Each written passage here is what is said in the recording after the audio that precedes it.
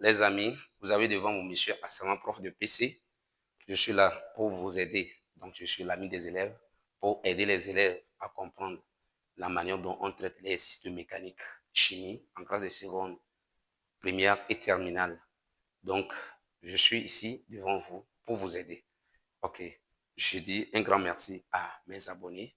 Un merci aussi à ceux qui ne sont pas encore abonnés. Abonnez-vous. Merci beaucoup.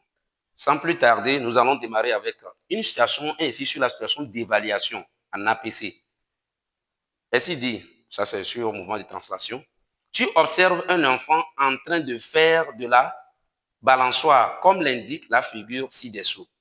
L'enfant de masse M est représenté par un point matériel et les deux cordes de la balançoire vues de profil de longueur petite L, chacune de masse négligeable, sont assimilées à une seule corde au bout de laquelle l'enfant s'est situé. Il t'est demandé de faire l'inventaire des forces intervenant dans le mouvement de l'enfant sur la balançoire et de déterminer les travaux de ces forces du point A au point M et du point A au point B. On te donne OA égale OM égale OB égale petit l égale 2 mètres. Alpha égale 60 degrés, bêta 30 degrés, M 25 kg, G égale à 10 Newton par kilogramme. OK. Sans plus tarder, nous allons démarrer notre exercice.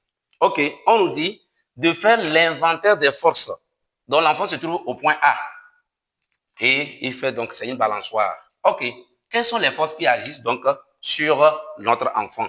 D'abord, on va écrire ici bilan des forces. Bilan des forces.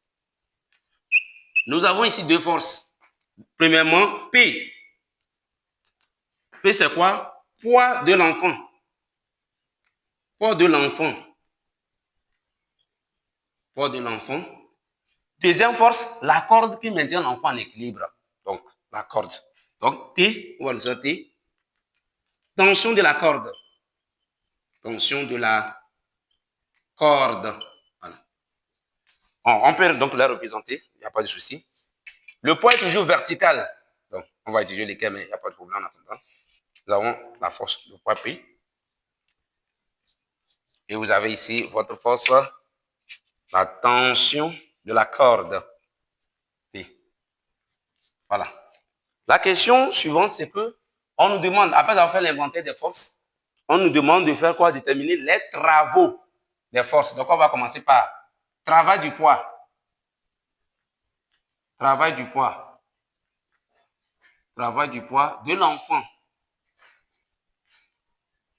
De l'enfant du point A, voilà, du point A au point M.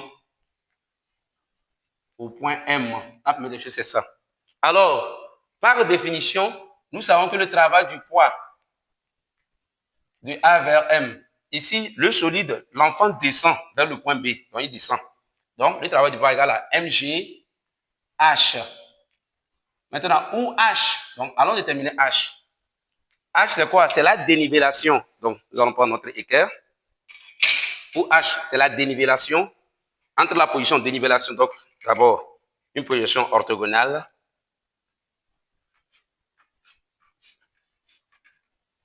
Et ici, nous avons aussi. OK. Regardez, la hauteur H, c'est ça. Voilà. Si nous considérons ici le point H et ici H', il n'y a pas de souci. Déterminons donc H. On aura deux possibilités. Donc, H égale à quoi? La dénivellation, là, on va faire OH moins OH'. Maintenant, OH. Regardez OH. C'est dans quel triangle? HOM, rectangle en H. C'est le côté adjacent à l'angle bêta. J'applique cosinus. Cosinus bêta égale à quoi? Côté adjacent sur l'hypoténuse qui est L. Donc finalement, OH égale à L cosinus bêta. Donc ça fait L cosinus bêta. Moins maintenant, OH'. OH' se trouve dans quel triangle? OAH' rectangle en H'. Alors l'angle formé ici, c'est alpha. Donc c'est le côté adjacent à l'angle alpha. Là-bas également aussi, on aura moins quoi? L cosinus alpha. Alors, on remplace. Travail du poids de l'enfant de A vers M, finalement, est égal à quoi? mg, donc on peut mettre ici en facteur en disant que h égale à L facteur de cosinus bêta moins cosinus alpha. Alors, donc on obtient quoi? Finalement, ça fait mgl facteur de quoi? Cosinus bêta moins cosinus alpha. Donc, on peut souligner, il n'y a pas de souci. Nous allons faire l'application numérique. Travail du poids de A vers M est égal à quoi? Nous remplaçons la valeur de M. La masse doit être en kilogrammes, donc ça fait 25 fois G qui est 10 fois L, 2 mètres, ça ne change pas là-bas aussi, la longueur doit être en mètres. Cosinus, donc on aura cosinus 30 moins cosinus 60. Donc, vous calculez avec votre machine, vous obtenez comme valeur, donc travail du poids de A vers M, vous aurez 183. Donc, on aura 183 joules. Voilà. Deuxième point, travail du poids. Travail du poids. Travail du poids de l'enfant. De l'enfant. Voilà, de l'enfant. De quoi? De A. Donc, enfant du point A, on va dire ça comme ça. Ce qu'ils ont demandé, du point A au point B. Voilà. Maintenant, on continue. Alors, par définition, donc on aura d'abord première méthode.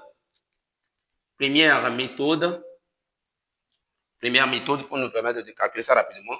La première méthode, donc, on va continuer. On va donc effacer le tableau. Et on demande maintenant de calculer le travail du poids de l'enfant du point A au point B. Nous avons deux méthodes ici. La première méthode, l'enfant quitte, on va prendre du point A au point B en même temps. Ça, c'est simple. Là-bas, quelle est la hauteur, la dénivellation entre la position de départ et la position finale? La dénivellation, c'est cette, donc la dénivellation, c'est cette hauteur-là. C'est cette hauteur-là. C'est très simple.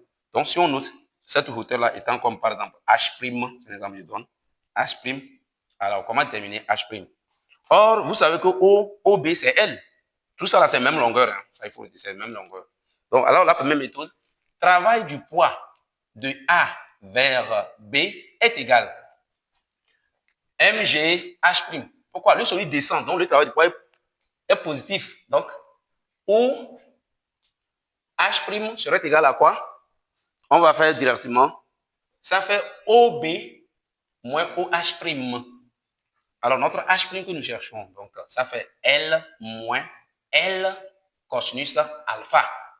Oui, parce qu'on a déjà parlé de ça. OK. Alors, vous avez H', c'est égal à quoi? L facteur de 1 moins cosinus alpha. Donc, le travail du poids de A vers B est égal à mg L 1 moins cosinus alpha. Vous devez donc, en application numérique, travail du poids de A vers B, ça fait 25 fois 10 fois 2, facteur de 1 moins cosinus 60 degrés. Donc, vous faites, lorsque vous calculez très bien avec votre machine, vous obtenez donc quelle valeur? 250 joules. Maintenant, nous allons appliquer la deuxième méthode. La deuxième méthode. Alors, deuxième méthode, c'est simple. Lorsque l'enfant se retrouve au point M, lorsque le point M arrive au point B, l'angle bêta égale à 0. Ça, il faut retenir ça. Lorsque le point M arrive au point B, l'angle bêta est égal à 0. Donc si l'angle bêta est égal à 0, rappelons-nous de notre expression qu'on avait donnée. Donc, notre expression qu'on avait donnée entre A vers M. Donc, travail du poids serait égal à quoi? Donc, on va travailler du poids de A vers B, qu'on avait déjà donné. Travail du poids entre A vers M, on avait déjà donné ça. Donc, ça fait mg L, facteur de quoi? Cosinus. Donc, ça serait cosinus 0 moins donc cosinus alpha. Donc, c'est ça. Donc, finalement, vous aurez travail du poids de A vers B, deuxième méthode. On obtient toujours à la même formule mg L 1 moins, parce que cosinus 0 donne 1. 0 donne 1. Donc 1 moins cosinus alpha. Et vous avez toujours les 250 joules. Donc vous devez regarder. Donc regardez ce qu'on va faire. C'est très important. Donc vous devez regarder. Et donc vous prenez une capture d'écran. OK. Nous allons continuer la dernière partie. OK. Nous allons terminer le travail pour la dernière force, la deuxième force, pardon. Donc, c'est ça. La deuxième force, vous avez la tension de la corde. Donc, on va faire travail de la tension T, donc de la tension de la corde. Tension de la corde. Voilà. Alors, on ne va pas perdre beaucoup de temps. Travail de la tension de la corde de A vers M est égal à en même temps travail de la tension de la corde de A vers B, qui est égal à quoi? 0. Pourquoi c'est égal à 0? Regardez, l'enfant se déplace. Alors, cette force est orthogonale au déplacement. Or, par définition, un travail, donc par définition, le travail d'une force au cours d'un déplacement rectiligne ou bien perpendiculaire à un déplacement, automatiquement, cette force ne travaille pas. Lorsqu'une force est perpendiculaire au déplacement, elle ne travaille pas. Alors, finalement, T orthogonale au déplacement. Orthogonale au déplacement. Donc, OK, là, merci beaucoup. Donc, vous avez vu, donc, prenez capture d'écran, c'est très important. Et là, n'oubliez pas de vous abonner. Merci beaucoup. À la prochaine.